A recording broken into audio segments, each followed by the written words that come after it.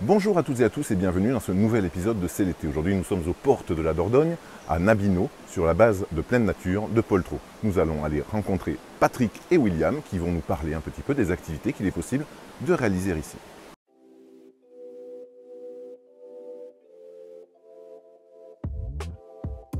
Patrick, bonjour. Bonjour. On est à la base de loisirs de Poltrot. Expliquez-nous un petit peu l'historique du lieu.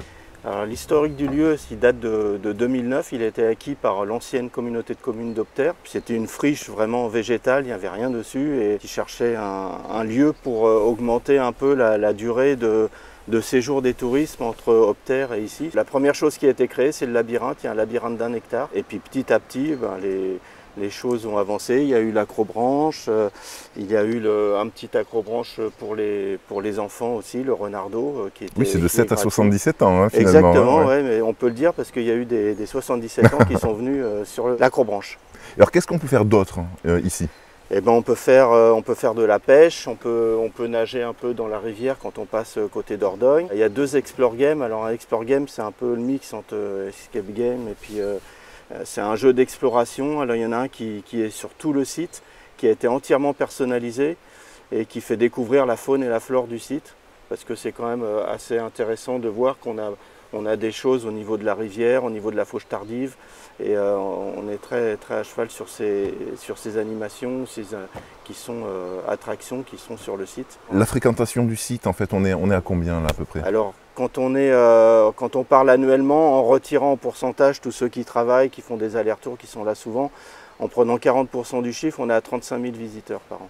On essaie de pas augmenter le nombre de visiteurs, mais plutôt d'élargir sur les ailes de saison pour qu'on puisse accueillir les gens plus tôt et un peu plus tard, donc en juin et puis en septembre. Alors justement, oui, on ne peut pas venir toute l'année ici. Hein. C'est quoi le... Alors c'est plutôt fin juin, juillet, août, parce que disons qu'on travaille beaucoup avec des saisonniers qui sont des étudiants et il faut qu'ils aient des capacités à faire l'acrobranche, donc ils ont un diplôme à passer et donc il faut trouver un peu de personnel pour le faire. Donc hors saison, ponctuellement, on a une chargée de tourisme, Charlotte, qui a le diplôme, un employé aussi qui l'a aussi, donc ils peuvent gérer en dehors de la saison quand les saisonniers sont absents. Puis il y a des travaux avec les scolaires aussi, vous me disiez, il y a des, on en parlera avec William, mais il y a une ruche pédagogique. Voilà, il y a une ruche pédagogique, il y a un moulin, il y a plein de choses à découvrir au niveau de la faune et de la flore sur le site et donc ça plaît beaucoup. Ouais. Alors Patrick, on parlait justement du moulin, il y a un barrage aussi ici. Oui, alors c'est lié, en fait, tout est lié, le moulin et le barrage. En fait,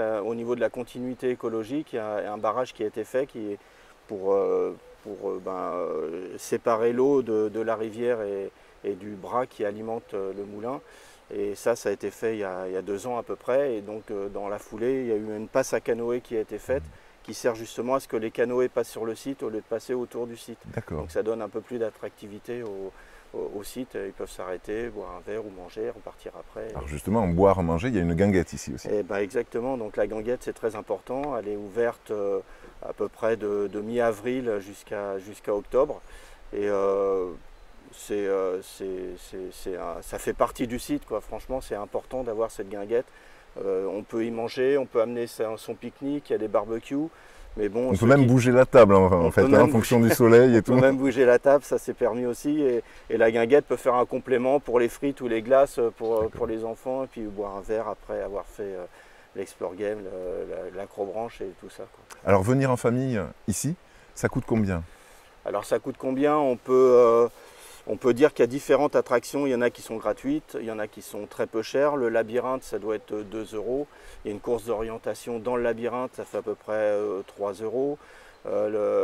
L'acrobranche, suivant les âges, c'est entre 10 et 13 € par personne. L'Explore Game, c'est entre 10 et 15 €, mais ça marche en groupe, il faut être 4-5 pour le faire.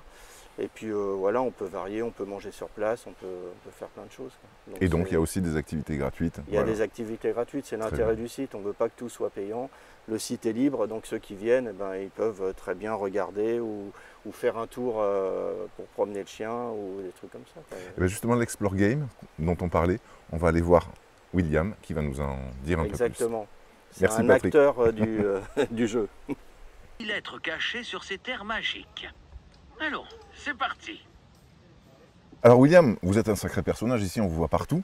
Vous êtes notamment en charge de l'Explore Game. Voilà. Expliquez-nous un petit peu Alors, en quoi il consiste et comment ça fonctionne. C'est un jeu de piste sur le site général, sur les 7 hectares du site. On est parti d'une histoire véridique. De Poltrot de Méret a été assassiné le duc de Guise. Le but, c'est que ces deux petits jeunes qui ont créé la tablette, enfin l'histoire de la tablette, ils sont partis des bons et des méchants, et on est parti sur cette histoire appuyée sur la nature. Tout ce qui est présent ici. Voilà.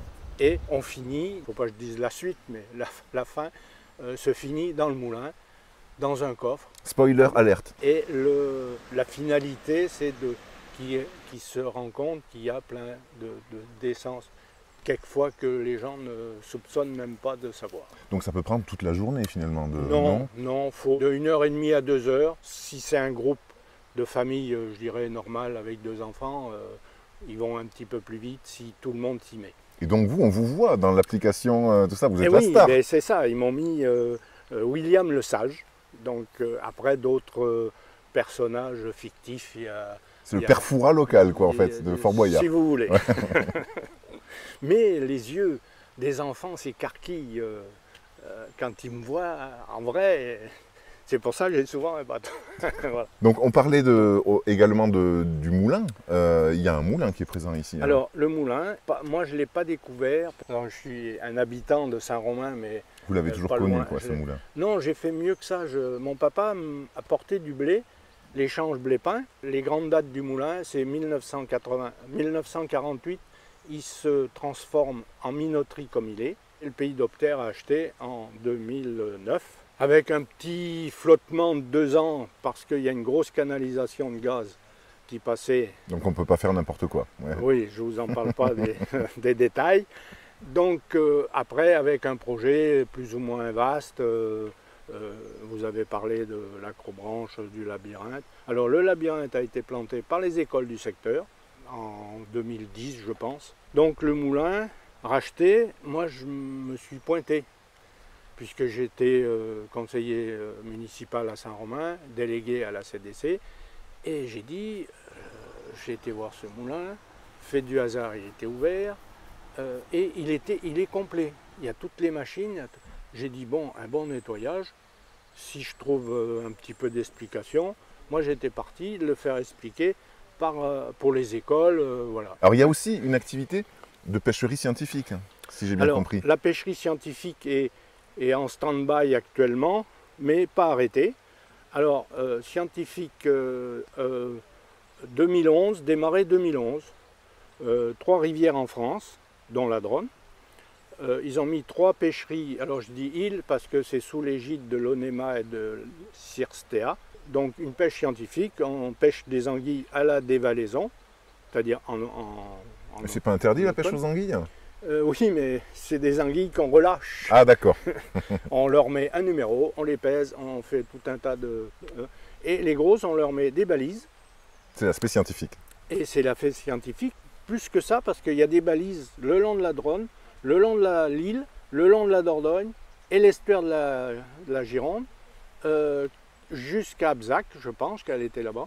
Et il est passé 3 ou 4 anguilles pêchées à Poltrot. D'accord. Donc on a ce suivi. On a ce suivi. Qu'est-ce que vous préférez faire ici? Tout. C'est pas une réponse, ça. L'Explore Game, c'est quelque chose de particulier quand même. Non? Alors, l'Explore Game, je ne peux pas le faire parce que je sais où sont tous. Par contre, ce que j'aime bien, c'est quand il y a des enfants, visionner quand ils me voient. Je le vois dans les yeux. C'est une émotion, quoi. Et surprise. Et après, honnêtement, je les aide un petit peu. Bon, mais dans le raisonnable. Dans le raisonnable. Ben, merci beaucoup, William. On va aller voir tout ça. Voilà, c'est terminé pour ce nouvel épisode de C'est l'été. On espère que vous avez passé un agréable moment avec Patrick et William sur la base de Pleine Nature de Poltrot. On se retrouve très bientôt sur charentelibre.fr.